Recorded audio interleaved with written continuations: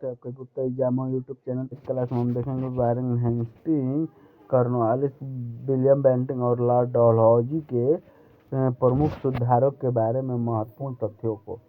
अंग्रेज सर्वप्रथम भारत में व्यापार करने के उद्देश्य से आए, लेकिन यहाँ की बिगड़ी हुई राजनीतिक स्थिति और देशी राज्यों के आपसी फूट का लाभ उठाकर यहाँ ब्रिटिश सत्ता की स्थापना कर ली। अंग्रेजों को सबसे पहले बंगाल में पैर जमाने का मौका मिला और उसके बाद तो पूरे भारत में धीरे धीरे फैले भारत में ब्रिटिश साम्राज्य के विस्तार में ईस्ट इंडिया कंपनी के गवर्नर जनरलों का महत्वपूर्ण योगदान। लॉर्ड क्लाइव से लेकर लॉर्ड डलहौजी तक जितने भी गवर्नर जनरल आए वे एक से बढ़कर एक साम्राज्यवादी तथा कूटनीतिज्ञ थे और वे अपने शासनकाल में उन्होंने कंपनी की शक्ति में वृद्धि कर ब्रिटिश साम्राज्य का विस्तार किया। साथ ही ये पड़ोसी देशों से संबंध स्थापित कर भारत में ब्रिटिश शासन की जड़ें मजबूत करने में अपनी सारी क्षमताएं अर्पित कर दी। क्लाइव ने जिस अंग्रेजी साम्राज्य की नींव बंगाल में डाली थी, वह अन्य गवर्नर जनरलों के शासनकाल में सुदृढ़ रूप से एक विशाल इमारत का रूप धारण किया। गवर्नर जनरलों ने न केवल भारत में ब्रिटिश साम्राज्य की स्थापना की, बल्कि यहाँ कई प्रशासनिक सुधार भी किए। वारेन हेस्टिंग्स सबसे पहले कंपनी के गवर्नर जनरल के रूप में भारत आया और आते ही उसने प्रशासनिक सुधार की ओर ध्यान देकर ब्रिटिश साम्राज्य को सुदृढ़ बनाने की कोशिश की। उस समय द्विज शासन के चलते सर्वत्र अराजकता फैली थी और कंपनी के कर्मचारी भ्रष्ट और अनुशासनहीन हो गए थे।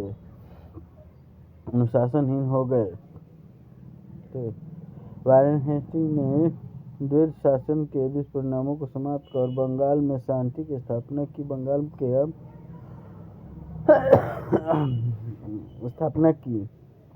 बंगाल का शासन अप्रत्यक्ष रूप से कंपनी के हाथ में आ गया। उसके बाद हेस्टिंग्स ने लगान व्यवस्था में सुधार लाया।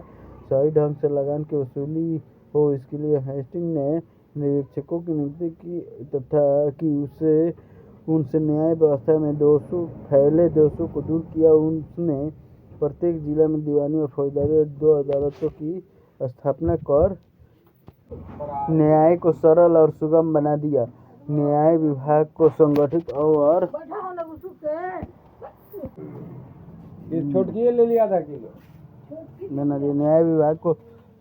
और सुविधाजनक बनाने के लिए उसकी कार्रवाइयों को लिखा जाने लगा। इसके बाद वारेन हेस्टिंग्स ने आर्थिक सुधार की ओर ध्यान दिया। दस्तक की छूट का विशेषाधिकार समाप्त कर दिया गया और मुद्रा प्रणाली में सुधार हुआ। लॉर्ड कॉर्नवालिस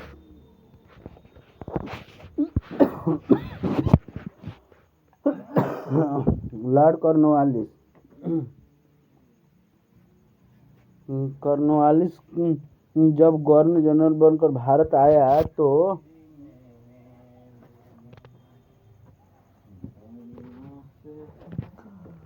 तो प्रारंभ में उसने हस्तक्षेप की नीति अपनाकर देशी राज्यों के मामले में तटस्थता बरती, लेकिन आगे चलकर उसे भी ब्रिटिश साम्राज्य के विस्तार में रुचि लेनी पड़ी। वह एक योग्य और ईमानदार शासक था और उसका शासनकाल प्रशासनिक सुधारों के लिए अत्यंत महत्वपूर्ण था। वारेन हेस्टिंग्स की तुलना में कॉर्नवालिस को व्यापक अधिकार मिले थे। वह गवर्नर जनरल के साथ साथ प्रधान सेनापति भी था। कॉर्नवालिस ने आंतरिक सुधार को प्राथमिकता देते हुए सबसे पहले भ्रष्टाचार उन्मूलन का प्रयास किया। कंपनी के कर्मचारियों के वेतन में वृद्धि कर उन्हें कर्तव्यपरायण और ईमानदार बनाया। उसके बाद उसने यूरोपीय पद्धति से प्रशासनिक व्यवस्था की स्थापना की। इसके अंतर्गत उसने पुलिस सेना, न्याय विभाग, राज्य व्यवस्था तथा व्यापार के क्षेत्र में सुधार लाया। राजस्व व्यवस्था के क्षेत्र में उसने एक नई व्यवस्था अस्थायी बंदोबस्त के द्वारा क्रांति इलादी इस प्रकार प्रशासनिक व्यवस्था को दोषरहित बनाने में कर्नवालिस द्वारा किए गए कार्य काफी प्रशंसनीय हैं। लॉर्ड विलियम बेंटिंक 1828 ईस्वी में गवर्नर जनरल बनकर भारत आया। वह उन्मुक्त व्यापार और उन्मुक्त प्रतियोगिता का पक्षधर था। वह अत्यंत ही उदार और सुधारवादी प्रवृत्ति का व्यक्ति था। वह प्रजा के कल्याण के द्वारा शासक की शक्ति में वृद्धि का समर्थन करता था। वह युद्ध के बदले शांति और सुव्यवस्था की आकांक्षा रखता था। विलियम बेंटिक पहला गवर्नर जनरल था जिसने कंपनी की आर्थिक बदहाली और प्रशासनिक दोषों को दूर करने साथ ही साथ कुछ लोक कल्याणकारी कार्य भी किए। उसने कंपनी के खर्चे में काफी कमी लाकर आर्थिक स्थिति पर नियंत्रण पाने का प्रयत्न किया। साथ ही शासन कार्य में भारतीयों की नियुक्ति पर उसकी सहानुभूति हासिल की। सुधारों के अतिरिक्त विलियम बेंटिक ने शिक्षा संबंधी सामाजिक सुधार भी किए। वह अंग्रेजी भाषा का पक्षपाती था और अंग्रेजी शिक्षा का माध्यम से भारतीयों का ऐसा वर्ग तैयार करना चाहता था जो रक्त और रंग में भारतीय हो लेकिन विचारधारा, चरित्र और बुद्धि में अंग्रेज हो। सामाजिक सुधार के क्षेत्र में उसने सती प्रथा का अंत किया तथा कन्या वध या बाल हत्या को समाप्त किया।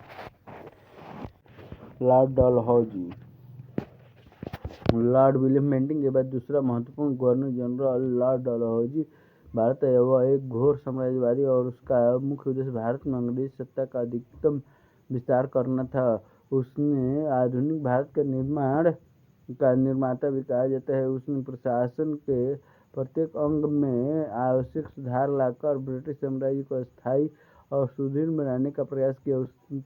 उसने प्रशासन, सेना, व्यापार हर क्षेत्र में सुधार लाने का प्रयास किया।